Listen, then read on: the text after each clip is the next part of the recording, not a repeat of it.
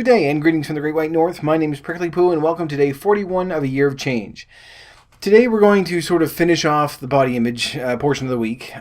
This has been a fairly heavy few days talking about this stuff, but we are near the end of it. But I figured I would sort of save this portion to the end because it's one that really affects more people than we would imagine. On a couple of days ago, we talked about how women's body image affects them and how there just seems to be that stress of never being good enough. Yesterday, we talked about male body image and how that affects men, which is, although different, still can affect people in the same way. It leads to eating disorders and depression and everything else. But with both of those groups, as adults, we have a tendency to deal with things a little bit better than most. And while this can still lead to eating disorders and things like that, the vast majority of people that have that, these sort of things the onset has come when they were young kids. And it's really a group of people that don't have the same coping mechanisms that we do as adults. When you're a grown-up, you have a lifetime of experience to draw upon, to put things into perspective, to deal with the insults and attacks as they come. And as much as they may hurt, we can still deal with it, and for the majority of the time, we can handle it. But the problem is, kids and teenagers and things like that, younger kids, they don't have that ability. They don't have those life experiences to draw upon. And so the pain that they feel for the same sort of insults that we might take and that may just sort of slide off our back can really hit home with them. And I'm going to get into the bullying aspect of it later, but part of the reason why I sort of wanted to bring this up is that when it comes to how we look, we're the ones responsible. We're the ones that are overeating or eating the wrong foods. We're the ones that aren't exercising. We're the ones who are going out and buying the food and putting it into our system. But with our kids, it's a different story. They don't have as much of a choice as we do. They eat what's put in front of them. And the majority of the time, it's junk food or fast food or high-fat, high-sugar foods and sugary cereals and all the bad habits that it's taken us decades to acquire, we now put upon our kids. And it's showing.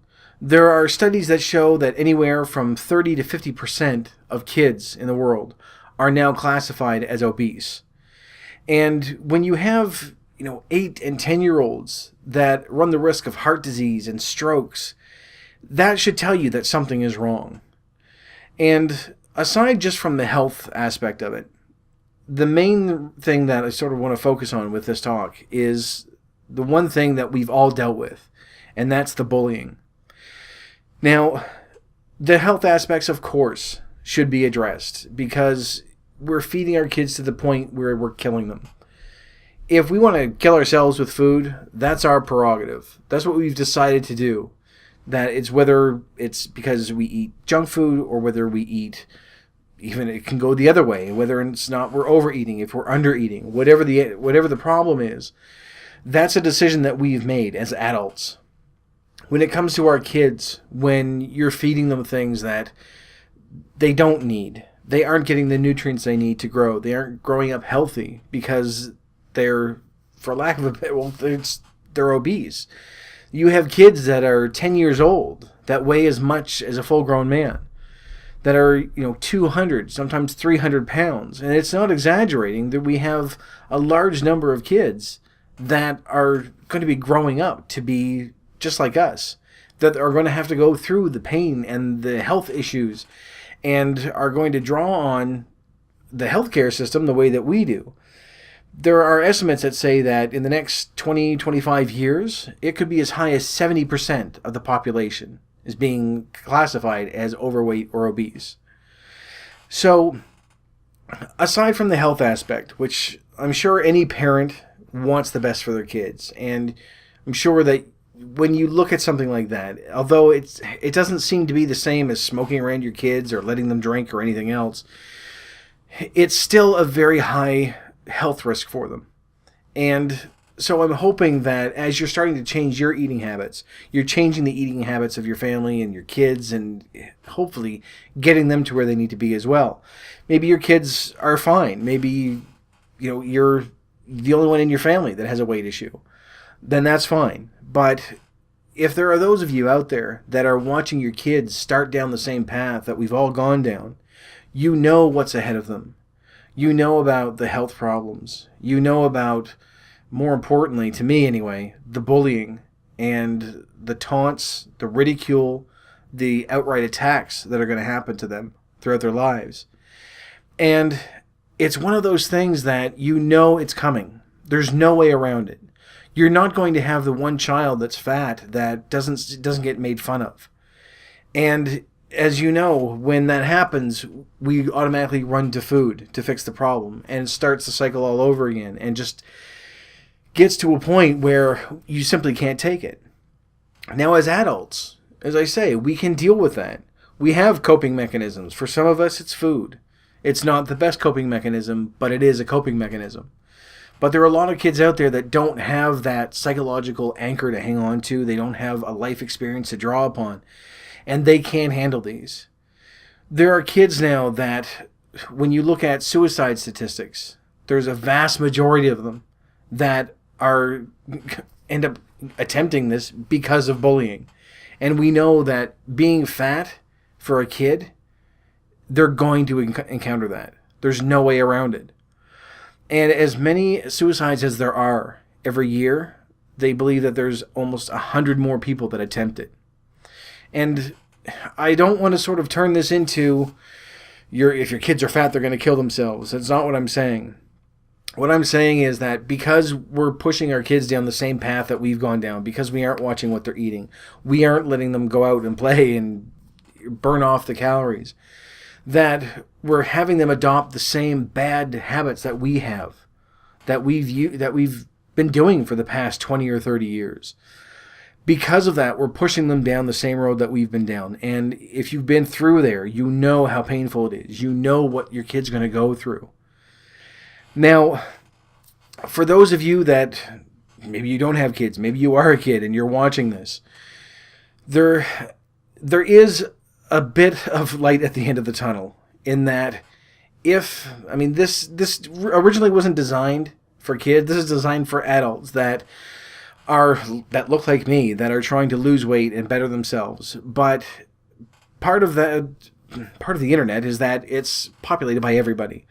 So if you are watching this and you're younger, and if you're going through bullying at school, or if there's, not even at school, just anywhere, there are places you can go to get help. In Canada, we have the Kids Help Phone, which is filled with counselors that kids can call in and talk to 24 hours a day about anything. It doesn't matter what. And whether it's bullying or whether it's your parents or whatever it is. I don't know if there's something like that in the States. But there are programs that are out there that you can call into, that you can talk to someone. And they aren't there because they're getting paid to be there. A lot of them are volunteers, and they're there because they've been where you are. They know the pain that you're going through. They know how horrible it is to have to live day by day with bullying. And as adults, we tend to forget that if you went to work one day and there was one person at work that terrorized you every single day, after the first day, you'd file a complaint. After 2, you'd probably go to the police. But there seems to be this shrugging off of what kids go through because they think, well, it's a rite of passage. It's just kids being kids. A few days ago, there was a study that was released from the University of Warwick. And they had followed 4,000 or 5,000 kids from birth up to age 18. And what they found is that the mental issues that people have later on in life, like depression and anxiety, things like that, are just as high from kids that have been bullied in school as they are from kids that have been abused by an adult, whether it's physical or sexual abuse or whatever it is. And that should tell you something, that the impact that this can have on someone, and especially as a young person, when you're still developing your personality, you're still being molded into the person that you're going to become. When you have something that's bombarding you every single day like this, it's no wonder so many of them crack. And they just can't take it. I mean, the number of suicides have gone up greatly in the past few years, and it's only now getting to a point where it's almost become, I don't want to say a regular occurrence, but when you hear about a child doing this, inevitably the first thing that comes to mind is chances are they were bullied. So for those parents out there, if rather than worrying about whether or not what music your kid is listening to or whether they saw a nipple on TV, pay attention to what they're going through every single day. And I'm not trying to preach to parents. I don't have kids. I've got friends who have kids, and that's about as close as I want them. But it's one of those things that all I can do is draw upon my own life, and I'm sure you can do the same. And we tend to forget how bad things were. We see the world through our nostalgia filter, and we think, well, back in school I had friends, and I did this and I did that, and you forget about the bad times.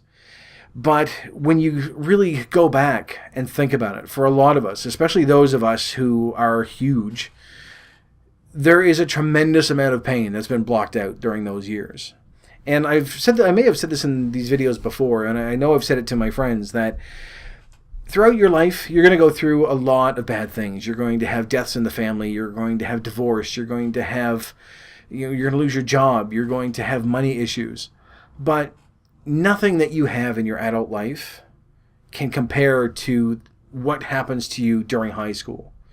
It is by far the worst period in any person's life. And unless you're one of the rich, popular kids, I shouldn't say rich, that's kind of mean. Unless you're one of the snotty, popular kids, then it's going to be a rough road. And some of you may think, no, I had a great time in high school, and I had friends, and we all hung out. Those are the memories that you decide to hang on to. But there are a number of other ones in there that I know if you delve deep enough, you're going to remember there were a lot of hard times. It is a very tumultuous time in anyone's life. Not just psychologically, but emotionally. You're still developing. You've got hormones running through your body that you have no idea what to do with. And you're just going in 10,000 different directions at all times. So compound on top of that, having the stigma attached to you that you're fat. Then you have, on top of the regular bullying that everyone goes through, whether it's from your clothes or the way you look or your hair or the color of your skin or the way you talk, it doesn't matter what it is, they find something. Add on to that really easy target of a fat kid and have them deal with that on top of it. It's no wonder it becomes unbearable for them. Now, this is one of those things, I mean, I have a link when we talked about women's body image, but there are a ton of links out there for, image-related things. There are links out there, I suppose, I didn't really find any, for men. It affects us much, much less than women. I don't know if it's a matter of apathy or what it is, but there are resources out there as well, and sure, you can find them. But this is something that it's hard for kids to get help, because if they go to a teacher or a counselor or someone and they say, it's as odd as it sounds, I'm being bullied, or this person's harassing me, it is sort of shrugged off as it's just part of growing up. So I'm going to put a number of different links down below, including a number of different links on bullying and childhood obesity, which is really how this video was going to start, and we sort of deviated off from that. I've done that a lot this week. I do apologize for it, but really, I mean, aside from the health risks of obesity, for me anyway, and you may have a different opinion, but for me, the most devastating part of being fat as a kid was the bullying. I could handle being out of breath walking up a hill. I could handle not being able to ride my bike with my friends. I could handle all the physical aspects of it. It was the psychological and emotional beatings that we take on a daily basis. That's what will get to you. And again, for younger viewers that are watching this, I don't want you to get to a point where you think that, oh my God, I have another year before I go into high school and things are going to be shit. Things are always going to be rough, no matter what. But there are people out there that you can talk to. There are numbers that you can call. And even if it's just to vent, people are out there. They understand and they do care.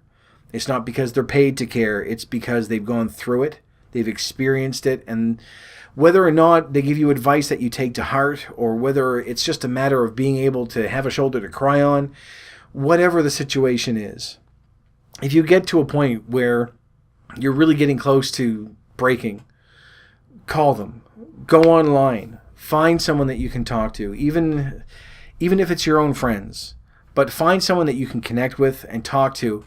Sometimes even just vocalizing it will help. And talk to your parents if you can. And be blunt if you're getting bullied at school. It's not something that you can say, well, people don't get bullied after they're 6 years old. It's ridiculous. It continues on.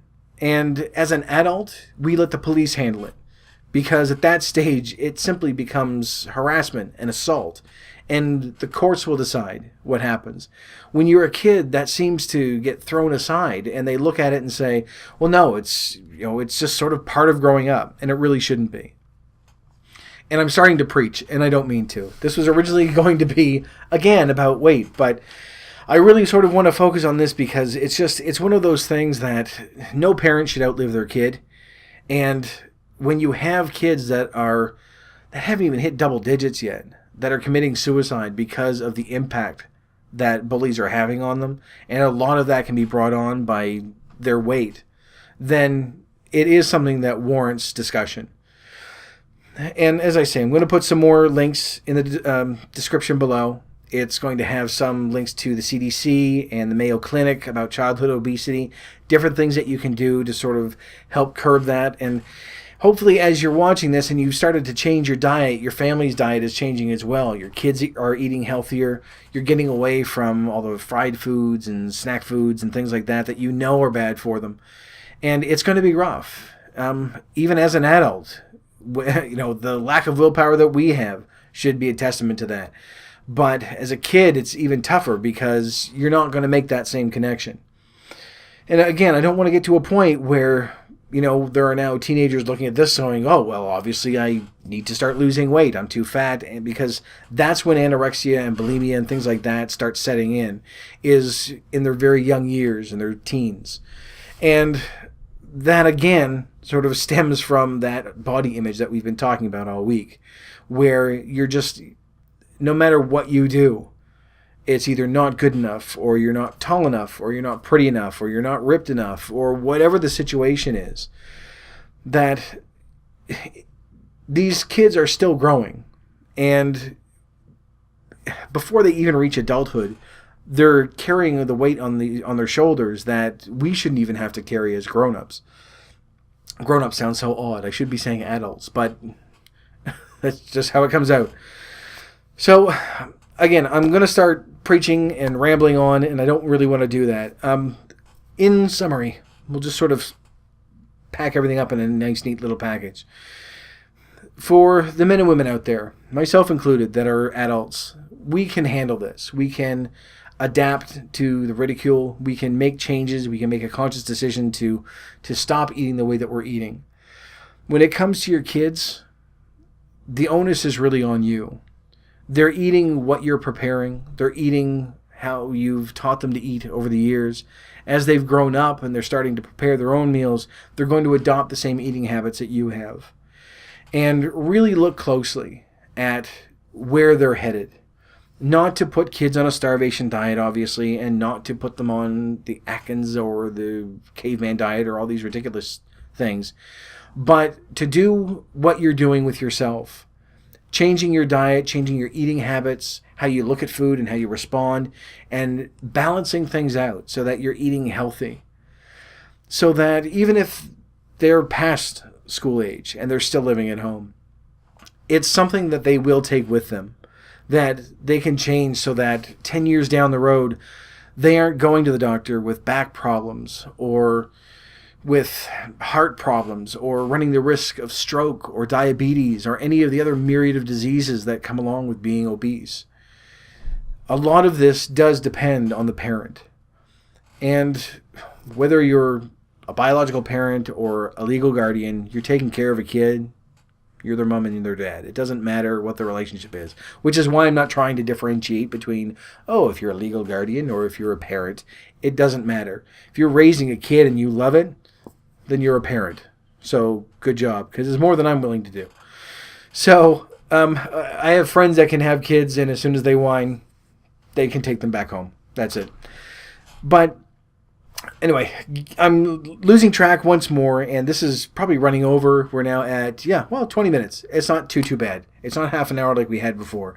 So take a look at the links below, whether it's to deal with childhood obesity or whether it's to look at bullying information. I think there's actually quite a bit more bullying information than the obesity stuff. And I know that this has sort of deviated from the basic channel itself, but I really think that it does go hand in hand. So I'm hoping that you're going to take a look at the information that's there, take it to heart.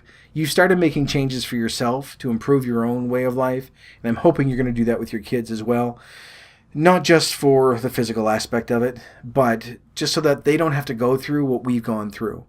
Because you know how rough it's been, you know how rough it's going to be for them. And when you can see that danger for your kid, any parent is going to want to prevent that for them. So this has been a very heavy week, and I do apologize for that. We've had 4 straight days really, of really sort of depressing subject matter. But we're going to sort of lighten the mood tomorrow, end the week on a high note, which is going to be kind of rough to do, but we'll share things out. I'll share another story, haven't figured out which one it is yet, and hopefully end the week on a positive note. But for right now, thank you very much for watching this video. If you liked it, please poke the like button for me. And in the meantime, keep yourself and your kids warm and fuzzy, and I will see you in the next video. Bye-bye.